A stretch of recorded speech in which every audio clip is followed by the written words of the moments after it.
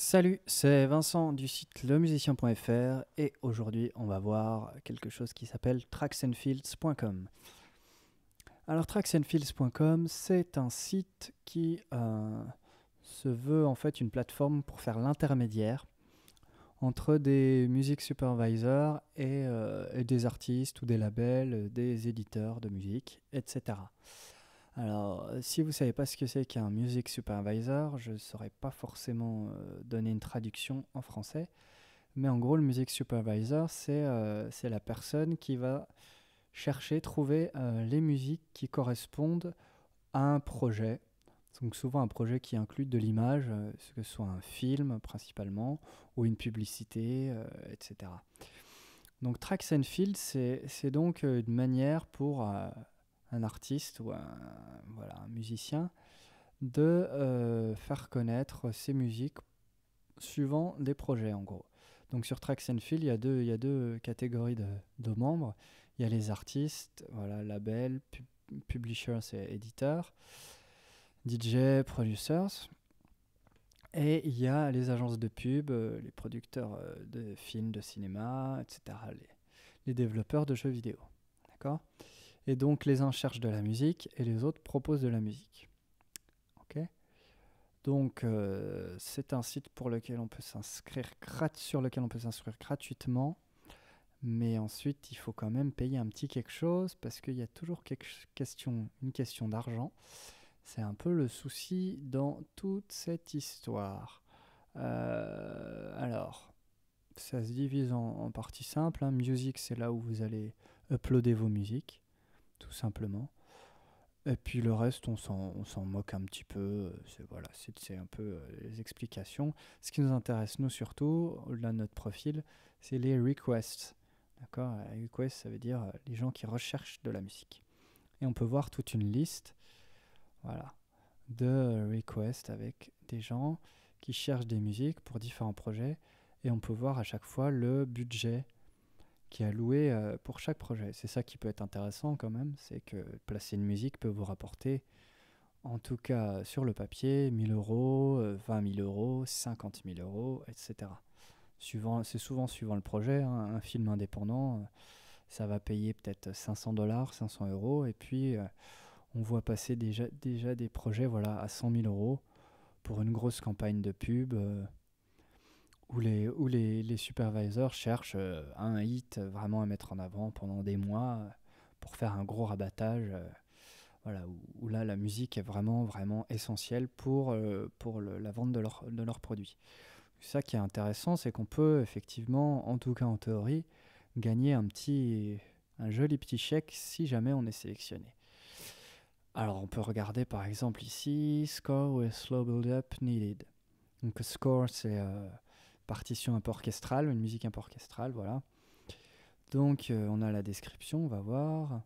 Donc, je travaille pour une campagne TV sur des technologies, pour une compagnie sur les technologies, et on cherche voilà, une composition ou un scoring classique. Enfin, voilà. Et il y a la description de la musique qu'ils recherchent, slow build-up, donc avec une introduction tranquille, etc.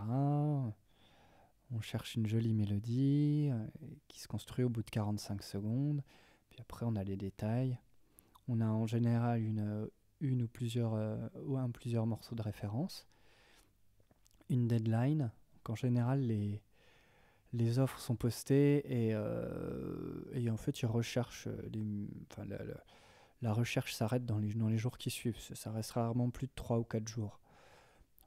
Voilà, et on a un peu la licence. Donc c'est très très rarement une licence d'exclusivité, c'est-à-dire que ils achètent la musique et ils achètent un droit exclusif pour la musique, c'est-à-dire que vous n'avez pas le droit de la revendre ou de l'utiliser ailleurs. Voilà, mais c'est quasiment jamais le cas. Donc ici, c'est pour la Roumanie. On a souvent effectivement des offres pour l'Europe de l'Est. Donc tout ça, c'est très bien, d'accord. Sauf que, voilà, moi ça c'est mon compte. Donc on peut voir que j'ai proposé la musique pour une quinzaine de projets. J'ai uploadé pas mal de tracks, voilà. Mais le seul souci, c'est qu'en fait, on n'a aucun retour sur les musiques qu'on envoie. Et on ne sait pas trop si il y a vraiment des musiciens qui placent leur musique, en fait. Ça, c'est un peu... Je suppose que oui, hein, c'est pas une remarque de vieux jaloux, etc. C'est juste que on est sur un service qui, voilà, se veut une passerelle, mais on ne sait pas vraiment ce qui s'y passe. Et juste pour les détails, c'est qu'il y a une question d'argent. Donc là, moi, pour le moment, c'est un peu raide en ce moment, donc je paye plus de, de plan, en gros, mais ça va de rien du tout, mais on peut rien faire, en fait. On peut pas envoyer ces musiques. Voilà, ça va donc de 5 euros par mois à 30 euros par mois. Voilà, ce qui nous permet de poster un certain nombre de musiques. Donc bon, on peut se dire, par exemple, à 15 euros par mois, 15 euros voilà, pour 200 euros par an, ou quelque chose comme ça, si on arrive à placer une musique à 1000 euros, ça peut valoir le coup. Sauf que on peut payer et jamais être assuré d'un quelconque résultat. Pardon, 150 euros par an, je suis bête. On peut payer aussi à l'année, ça coûte moins cher en général. Voilà. Là, on a 2 mois offerts.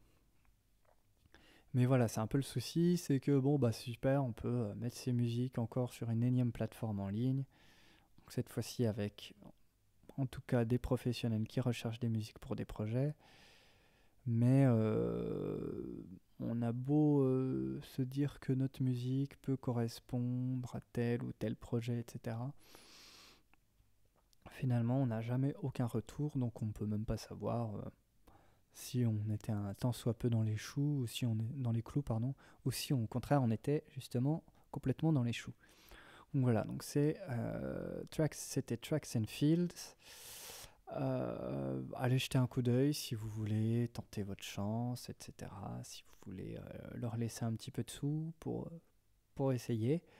Ma foi, on ne sait jamais, je vous souhaite en tout cas de réussir. Et si jamais c'est le cas, ou si vous aussi vous pensez que c'est pas gagné non plus sur ce site-là, n'hésitez pas en tout cas à m'envoyer un petit message sur lemusicien.fr. N'oubliez pas de vous abonner à la chaîne YouTube.